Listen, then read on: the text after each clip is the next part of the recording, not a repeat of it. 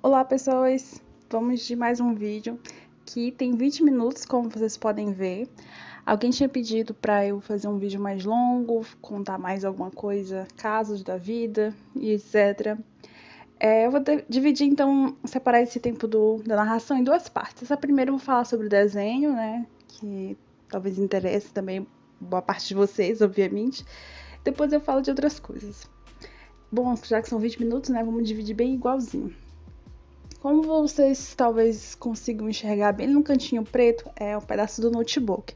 Porque como eu gravo com o celular e eu ia fazer esse desenho de referência, né, da Wanda, eu precisava olhar para algum lugar, né, tirar ela da cabeça, especialmente se ela é uma atriz, eu preciso ver como é o rosto dela. Se fosse só para inventar a personagem, seria mais fácil. Então, assim, eu achei que ficou parecido no final, mais ou menos. Parece com um desenho meu, obviamente, mas ao mesmo tempo lembra ela, sabe? Eu achei que ficou legal isso. O rascunho eu achei que foi de boa de fazer. Obviamente, sempre o que demora mais é o rosto, pra ficar parecido com ela. Teve uma hora que eu fui acertar o nariz e que eu meti mesmo a cara na frente. Eu até cortei, mas minha cabeça ficou realmente em cima do papel, porque eu precisava olhar. E aí eu até cortei aqui do vídeo porque minha cabeça ficou na frente da filmagem do celular. E aí vocês percebem que eu fiz um desenho de um rosto qualquer por cima. E daí eu fui ajeitando para poder ter uma noção de onde ficaria a boca e tal. Porque uma dica básica que eu dou para vocês é nunca pesar a mão no rascunho. Não ficar fazendo traços fortes e muito apertados no papel, porque é o rascunho. Isso vai desgastar muito a folha, vai cansar vocês, e é o que eu vejo muita gente fazendo. Por exemplo, né, a minha namorada Samara tem essa mania que eu já falei pra ela de fazer já como se fosse o traço final no desenho que você tá começando. Então, às vezes fica ruim de ver no vídeo, porque eu faço um traço muito suave com o lápis. A luz e tal não deixa ver, mas é porque não dá pra você apertar o papel, senão ele vai marcar, né? E vai ficar difícil, vai ficar ruim, na hora de apagar vai começar a rasgar, você vai se chatear, vai querer desistir. Então deixa a mão bem leve mesmo, tá? Até você ter certeza que tá legal. Eu ainda não aconselho apertar, não tem porquê, né? A não ser que a tinta vá cobrir, alguma coisa assim, mas eu acho melhor deixar sempre tudo bem suave, e aí você vai vendo e tal, porque até na hora de pintar, se você viu que um traço você fez errado no lápis, vai ficar fácil de cobrir com a tinta. Enfim. E aí vocês veem lápis normal, uma borracha macia da Faber-Castell que eu tenho, papel de 300 de gramatura da Canson que apareceu no início. Sempre o mesmo. Quase sempre o mesmo. O que mais? Antes que comece a pintura, né? Vou logo dar os spoilers da pintura. Foi com guache, obviamente, não é um spoiler, vocês estão vendo. E eu usei quase todas as caixinhas, quase todas as tintas da caixinha de 6 cores, menos a preta. Então eu achei que ficou muito legal fazer mais uma vez a pele daquele jeito. Fazer primeiro um rosa, depois fazer um laranja e adicionar esse laranja nesse rosa. Dá pra você fazer, ao invés de fazer o laranja, só adicionar o amarelo na mistura rosa. Mas vai ficar mais amarelado, que aí também serve se você for fazer outro personagem que tem uma pele diferente, né?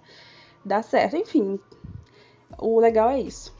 Eu achei que também ficou muito legal que eu usei essa própria mistura da pele e adicionei um pouco de uma outra mistura para fazer a sombra. Eu não usei o marrom do potão que eu tenho. A roupa dela, vocês vão ver que eu usei o vermelho normal, né? Sem misturar com nada. E para fazer a sombra, eu adicionei um pouco de verde nesse vermelho. E aí ele deu uma sombra bem legal, ficou puxado por um bordô. Ficou muito legal para fazer a parte escura da roupa dela. E depois essa mistura de bordô foi a que eu adicionei na pele, na mistura da pele para fazer a sombra. Eu achei que ficou legal. Gostei, ficou bem suave. Porque como ela é branca, se eu fizesse a sombra que tá nessa imagem, é bem clara, porque ela tá num festival durante o dia, se eu não me engano, ainda. Então não tinha como fazer sombras muito escuras, tava tudo muito claro. Fica assim mesmo. Enfim.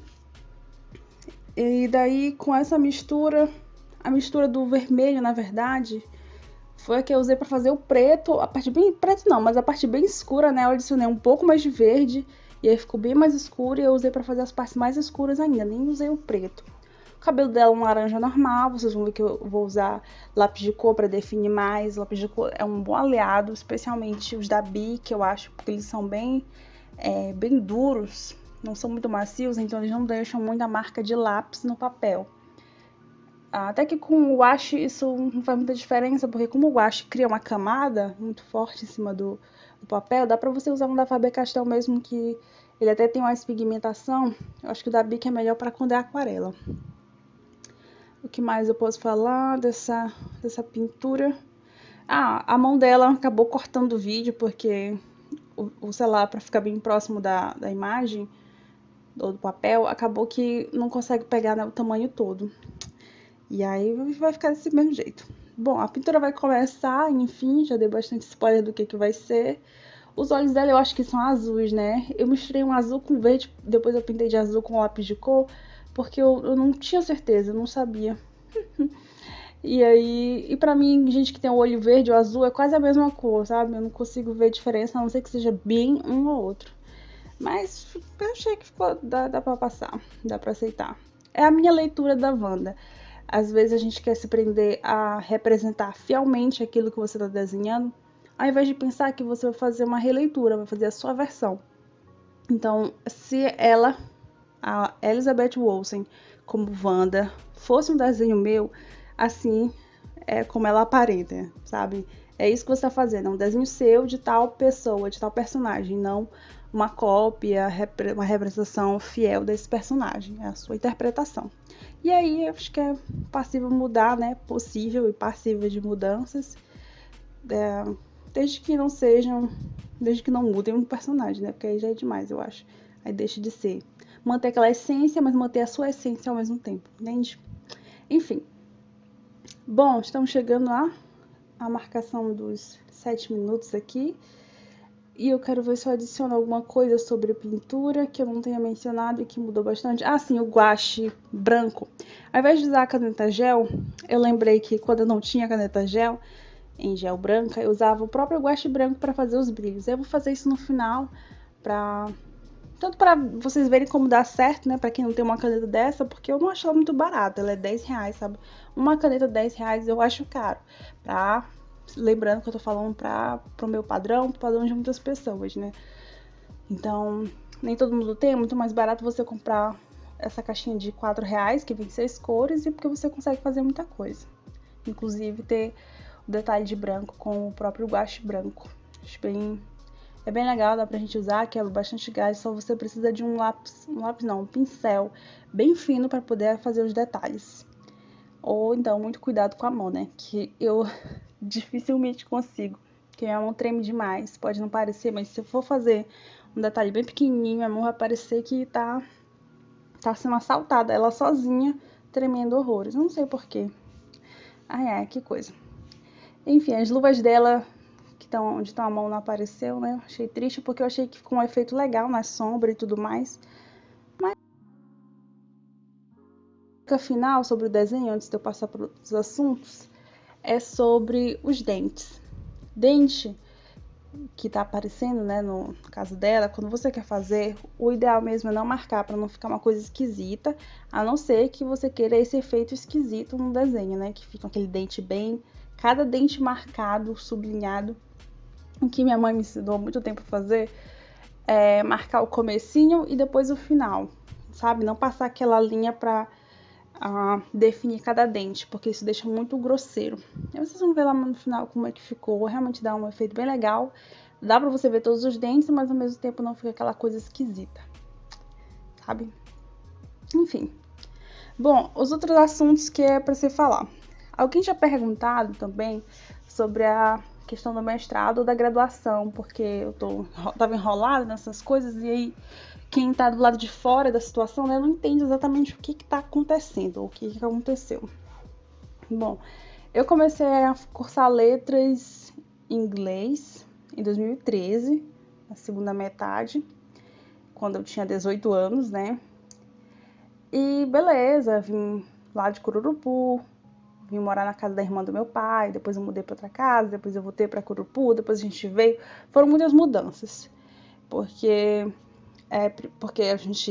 eles não conseguiram se adaptar e, né, Não é a mesma coisa uma pessoa que vem do interior já formada de vida, assim, para se adaptar aqui em São Luís. Então, eu mudei várias vezes e tal. Não eu de vida formada, eu digo meus pais. Então, eu fiquei meio que, não sozinha, né? Fiquei na casa de uma pessoa, depois na outra, parente, dividi, aluguel, essas coisas. E aí, uma hora eu tive que trabalhar, começar a dar aula, porque meu pai não tinha como ficar me sustentando, né? A bonita aqui. Comecei a conseguir projeto da universidade para dar aula. E para a gente ter uma bolsa boa, né, a gente tem que pegar algumas turmas para dar aula. Então, com esse trabalho, como eu morava um pouco longe de casa, eu diminuí o ritmo da faculdade, ao invés de fazer a universidade, a UFMA, ao invés de fazer, sei lá, 8 disciplinas, que era o padrão, eu fazia 4, 5, 6. A vez que eu tentei fazer 7, eu quase reprovei. Eu percebi que eu não dava conta de fazer muitas disciplinas e fazer tudo o que eu fazia. Porque na época eu tava... sempre quando a gente mora assim com outras pessoas, né? Ou quando a gente deixa de morar com os pais, a gente assume mais responsabilidade pela casa, querendo ou não. Então, quando eu morei com meu irmão, por exemplo, a gente tinha que dividir as coisas em casa para fazer. Isso toma tempo. Nossa, é uma coisa que a gente descobre quando você vai ter que se importar com a casa. É que coisas de casa tomam tempo. Fazer comida, limpar, lavar roupa, pano de chão, pano de mão, sabe? Então, eu tive que dividir muito mais o tempo e a faculdade foi demorando, né? Já que uma coisa que para fazer 8 disciplinas num semestre você só faz 5, vai atrasar, porque vai chocar em algum momento as disciplinas e você não vai poder fazer as que você deveria fazer no semestre. Então, você vai ter que diminuir ainda mais.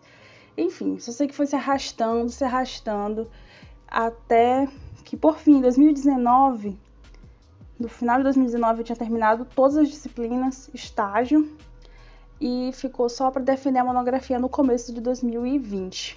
Defendi, e na hora de entregar a defesa com a nota e tudo mais para o meu coordenador, ele viu que minha matrícula estava cancelada, porque depois que eu fiz o estágio, último semestre de 2019, eu não me matriculei em mais nada porque eu não tinha mais nada para fazer. E eu esqueci que a nossa matrícula da UFMA é cancelada se você não se inscreve em nenhuma disciplina durante um semestre. Eu não lembrei disso de jeito nenhum.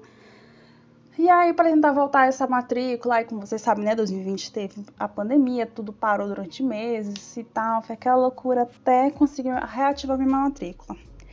E durante esse processo louco de defesa do TCC e matrícula cancelada e tal, foi quando eu me inscrevi também no final de 2019 para o mestrado, passei e tal, fiz as provas, para quem viu que eu postei no Instagram. E eu tinha que fazer a matrícula, tinha que fazer a matrícula do mestrado e resolver ao mesmo tempo a minha matrícula da graduação cancelada. Ai, loucura. Eu sei que foi bem, assim, puxado fazer conseguir os documentos e tudo mais, um monte de coisa. E a demora para a matrícula ser reativada e tem um prazo para a gente enviar o diploma, né, que agora é com 1 ano.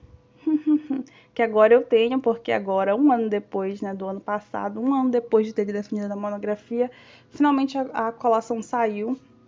Porque a última colação que teve foi em março do ano passado. Nessa época, minha matrícula tinha sido cancelada e não iria se concretizar ou ser resolvido a tempo para entrar nessa graduação nessa colação junto com quem estava se colando.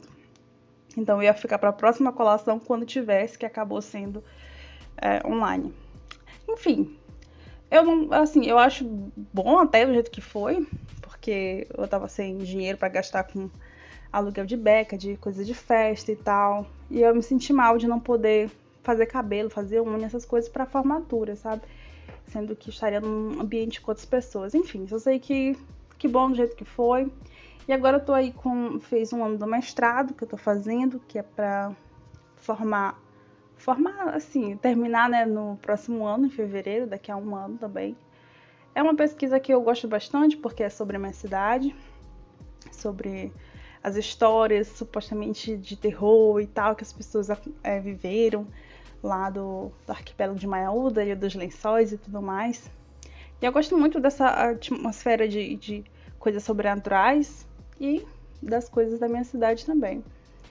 Bom, gente, eu acho que eu expliquei um pouco por cima da situação do que por que minha graduação demorou tanto, por que a colação Só foi agora e eu já tô no mestrado ao mesmo tempo, porque você pode se inscrever pro mestrado desde que você esteja já para terminar a sua graduação, e eu estava. O problema foi esse, né? Surgiu a matrícula ainda coincidiu com a pandemia, porque não teria sido resolvido antes, eu teria colado em setembro do ano passado. Mas não teve mais colação, essa foi a primeira colação desde que começou a pandemia. Então, acontece. Bom, estamos nos 5 minutos finais, e agora já estou finalizando as pinturas. Como vocês podem ver, eu não usei o preto aí, é a mistura ainda daquele mesmo verde com vermelho, que eu adicionei um pouco ainda mais de verde, e ficou mais escuro ainda, que eu achei que ficou muito legal. É um preto, mas não tão preto, sabe? O preto que vem no guache, ele às vezes dá uma... Eu não sei explicar, mas ele dá uma misturada não muito legal e fica manchado em umas áreas e outras mais claro. E aí com esse aqui eu consegui diluir bem. Assim, porque além da própria cor, essas tintas, elas têm texturas diferentes, já dependendo da cor. Por exemplo, o amarelo, ele é uma cor perfeita em praticamente todos os materiais, tanto em marcador, aquarela, guache, tudo que eu já usei, o amarelo, ele fica muito homogêneo, ele se desmancha muito, sabe? Ele fica muito liso. Não entendo por quê. Já o preto não fica tão bom nisso. O vermelho eu acho que fica legal, apesar de ficar com umas manchas concentradas, mas é uma loucura. O lápis de cor eu usei algumas cores, como vocês podem ver, eu separo, eu tenho muito lápis de cor, então eu separo ele já por cores em copos. Usei o sépia para fazer algumas partes escuras, o bordô no cabelo dela, e agora olhando ele assim, eu quase me arrependo de ter passado o nanquim por cima, porque tava bonito, né? Só que tava faltando definição nas linhas, eu acho. Eu ainda não me desprendi da nanquim, porque eu não gosto ainda de como a finalização fica muito por cima, só com guache. Não sei se vocês entendem. Não fica bem marcadinho, mas eu vou tentar. Vou tentar me soltar um dia. É porque fica muito diferente aqui na filmagem pro real. Aqui na filmagem vocês estão vendo que tá tudo muito liso, sabe? Ele tá bem sem textura, sendo que de verdade tá com umas manchas. Eu não sei porque isso acontece. Aí vocês pensam que tá lindo, maravilhoso, sem manchas, tudo lisinho, mas não tá, sabe? Eu não sei o que acontece. Acho que é a qualidade baixa do celular, né, pra fazer vídeos. Enfim, e aí o que vocês acham ou não, se estragou com a nanquim? Eu gosto ainda. Eu gosto de como... Eu acho que pra você não usar nanquim, você tem que marcar mais as sombras, porque é elas que vão definir as alturas. Por exemplo, ali do queixo pro pescoço, é a nanquim que vai marcar que aquilo ali é um volume. A nanquim não, desculpa, a sombra vai marcar aquilo ali que é um volume. Então você pesa um pouquinho mais na sombra em certas partes para definir melhor. E também para usar sem a nanquim, eu acho que você precisa de um pincel bem fino para ir marcando lugares pequenos, como fazer os cílios. Eu teria que fazer os cílios de preto com um pincel bem fino. E a minha mão, como eu já disse, tem uma mania horrível de tremer quando eu mais preciso dela. Ai, coisas da vida. Mas eu espero que vocês tenham gostado. Acabei que eu nem falei do WandaVision, né? Mas é pra não fazer propaganda de graça. Eu gostei muito da série. Obviamente eu não assinei, mas eu assisti. Enfim, não deveria ter dito isso. Mas eu gostei bastante. Tem várias menções a séries. Por exemplo, The Office, assim, uma abertura. Porque, enfim, não vou explicar como é que a série é, né? Mas gostei bastante dessa inspiração. E é uma série bem intensa, sabe? Ela é boa pra ação, de história e também de sentimentos. Por causa de, se vocês sabem, né, o Visão ele morre ali no Endgame, né? Thanos mata ele, ela mata e depois o Thanos mata ele de novo. É horrível. Então, nossa, ela tá muito mal e tudo que tá acontecendo ali a gente entende que é um sofrimento, é uma dor no coração dela de perder o cara que ela gostava, né? Ou amava, no caso. Enfim, olhando aqui de longe o cabelo dela ficou muito legal, eu gostei bastante desse efeito e eu espero que vocês tenham gostado também. Deixem nos comentários se vocês assistiram a série, se vocês gostam da personagem, né, antes da série.